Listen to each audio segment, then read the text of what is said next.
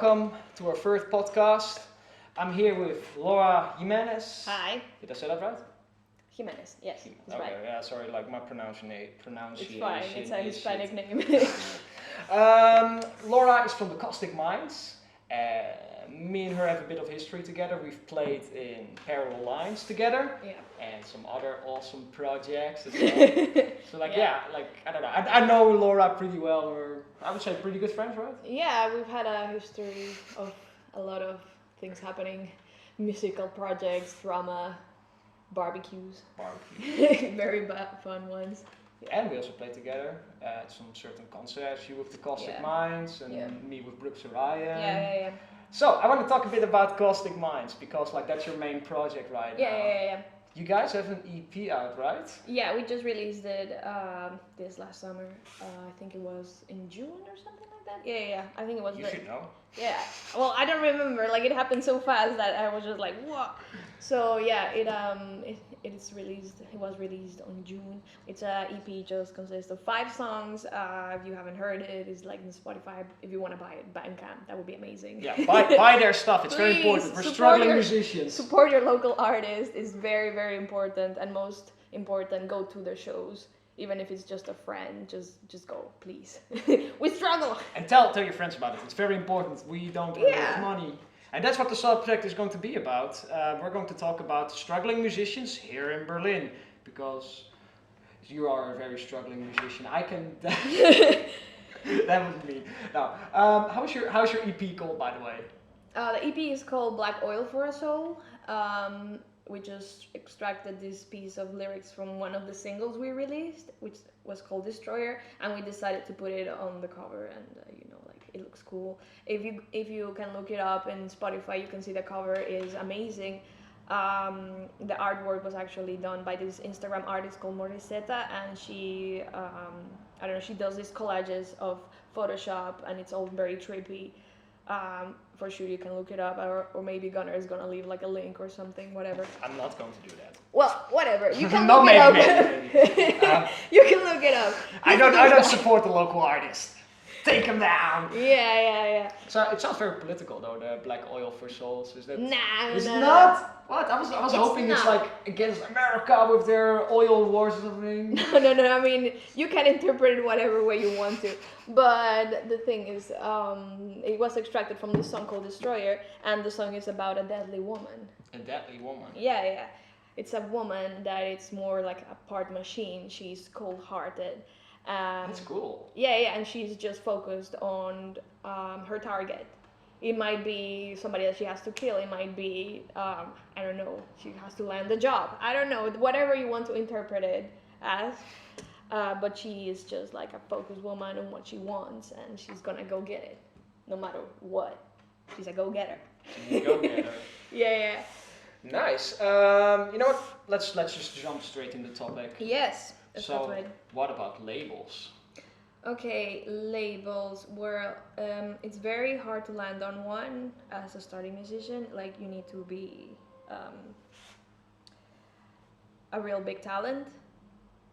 You have to have the right context.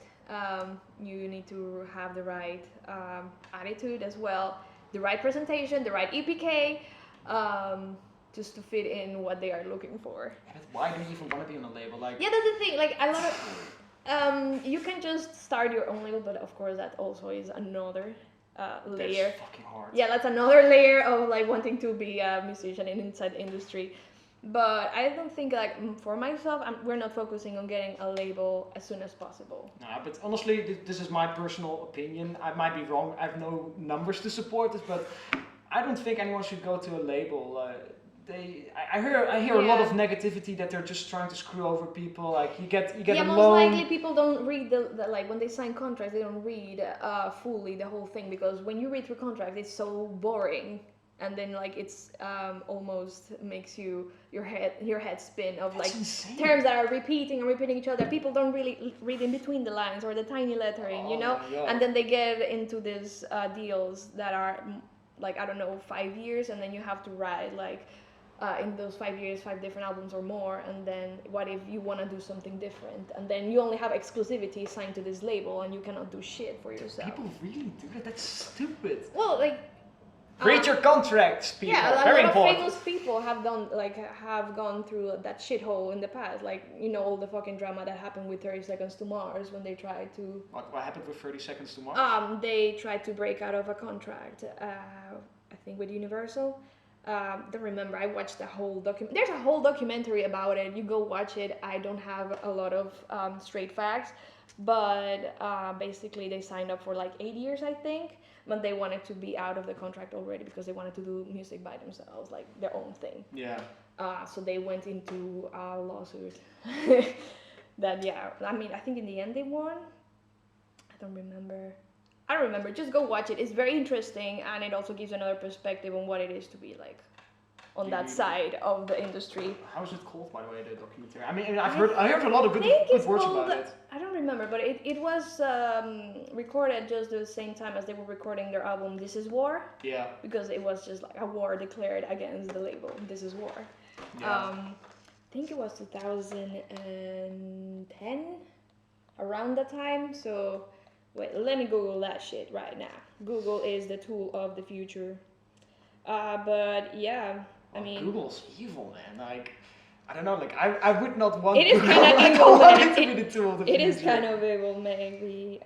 Because sometimes when you're speaking of a theme or something, and then your phone catches the information, and then all of a sudden you're scrolling through Instagram, and then you get a fucking ad of like what you were just talking. You're like, what the. Or those Google Home speakers that are Yeah, recording man. every conversation. You know, like that's not good. That's some Big Brother kind of shit. You know, like that's. Man, that really frightens me a bit. The big tech companies. Oh man. Okay, what else do we have on topic? Well, I'm looking for this information that is very interesting and might help a bit to people. I don't know. What about relationships? I mean, like as a musician, this is what I personally experience. Is that it's very hard to balance basically like a life on your own and relationships with people, and then also having to do the work because like. Well, it's very fucking hard to earn the money. I mean, the thing is, like, I work in a band with friends, luckily, and we all try to balance out like our old relationships outside of the work space. Yeah. You know, it's very important not to get all your anger, or if you are frustrated with somebody in the band, don't get it out in a rehearsal because that could affect the whole mood. Sure. Thing, and also maybe even it could be prolonged. And that's really shitty to have this awful energy with your bandmates. This shouldn't be that way, you know. You are supposed to have this journey along with this people that you're working with. I'm not saying that you should be friends with everybody that you work with, but at least you should get to know them in a level that connects with you. Yeah. At some point, you know, even if it's a musical level, and that really makes like a unique. I don't know, like not relationship, but harmony. You know, when you are jamming really good with I know the drums are going really groovy, and then the bass line comes in, and then as a singer, I need to be ready when to come in and when to know the cues and stuff. And then when I feel it, I go for it, and it's a really good sensation to have the whole band backing you up, or you backing up. Somebody else, or doing just a little bit of harmonies. You don't need to be always in the like super present, but giving everybody their own spotlight. You know, that's very important. Where I wanted to go to is like this. This is the relationship within your band, and honestly, the Caustic Minds together, they're so adorable. They're playing. Oh my god, you look like a little family. But what I want to go to is like, how's the contact outside of the band? Because when I am, for example, like done after a long day of work, and people ask me, hey, you want to go out? Like, let's grab a drink or go to this concert. It's like, yeah, I might, but you know, it's better for me to save my money, stay at home, work on this podcast, work on the music. You know, like for me, it's very hard to balance. Okay, when should I go out and have some fun, and when should I work? Yeah, that's very important as well. Like, if you're a musician that doesn't really have a good schedule and you're just lost in between going out and hangouts, it sometimes happens to me that I don't really have a good schedule. You should always have a time when to party, when not to party, and manage your budget really smart. Because sometimes if you want to go out, you want to have just a beer or two, but then those beer two transform into 5 or 6, and then you are hanging out there the whole night, and it's just like a casual Tuesday evening. You know what I mean? But I think the relationship outside the band, we don't really want to party all the time, for sure. We usually just hang out, whether it's in my place or in the drummers and guitarist place. Fun fact is that they live together and they have a precious house in Lichtenberg. It's so good. Not a house, it's a flat, but it's so spacey that it gives you the sensation that it's a house. And we just mostly hang out over there. We just play some video games. If we want to have a beer, then we have a beer. A good old Stanley, something very cheap. Go for something that fits your needs, not something that you want to cause an impression to people. Don't try and, try to be somebody else that you don't want to be just to impress other people. Yeah. Be comfortable with what you want to do and feel safe always. So there's we have to soon close the podcast, but there's one thing I would like to. What is bothering me and what is bothering a lot of musicians is the amount we get paid for shows. Like there's a certain a lot of people just don't realize how much work goes into music. Like we have to pay for lessons to learn our instruments, we have to buy our instruments, we have to rehearse together with the band, we have to take our time to write. Yeah, we also need to pay for the rehearsals. Yeah, and then get the gear there, and then if you're lucky, you're maybe able to get 150 euros max. Yeah, divide that over 4 people. That's not enough to make a living. The most ideal thing is that musicians are able to charge 20 euros entrance fee, and that people would be happy with that. There's just a lack of appreciation of live music. The thing is, I don't know why, but I guess a lot of shows that are going on in Berlin, in rock especially, they don't really have a big spotlight as techno scene, for example.